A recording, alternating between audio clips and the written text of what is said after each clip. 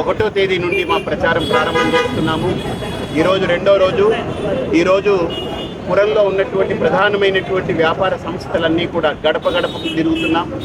ఇక్కడ కార్యకర్తలు వందలాది మంది స్వచ్ఛందంగా వచ్చి వాళ్ళందరూ ఎలాగైనా ఈసారి ధర్మాన్ని గెలిపించాలి, పార్టీలకు అతీతంగా ధర్మం గెలవాలనే సంకల్పంతో తిరుగుతున్నాము. మా ప్రయత్నం గట్టిగా చేస్తున్నాం. హిందూపురం ప్రజలు అగ్గిపెట్టిని గెలిపించి అభివృద్ధిని కోరుకున్నాం. ప్రత్యర్థులు చూస్తే 2 సైన్యాలు చాలా బలమైనటువంటి ప్రత్యర్థులు, మామూలు వాళ్ళు కాదు. వాళ్ళ దగ్గర డబ్బు ఉంది, వాళ్ళ దగ్గర అధికారం ఉంది, వాళ్ళ దగ్గర శక్తి ఉంది, వాళ్ళకి అన్ని రకాల బలగాలు ఉన్నాయి. సామధాన భేద దండోపాయాలతోటి ఏ రకంగా అయినా వాళ్ళు దేనైనా తిమ్మిని బిమ్మిని చేయగలరు. కానీ నా ఒక్క సంకల్పం ధర్మాన్ని మాత్రం ఏం ముట్టుకోలేరని నేను అనుకుంటున్నాను.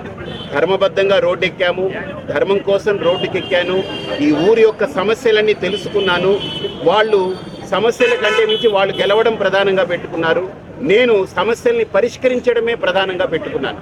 కాబట్టి ప్రజలు సమస్యల పరిష్కారానికి ఓటేస్తారా, లేదు వాళ్ళ బలగానికే ఓటేస్తారా అనేది కాలం చెప్తుంది. నాకు తెలిసి ప్రజలందరిలో ఈసారి మార్పు కోరుకుంటున్నారు.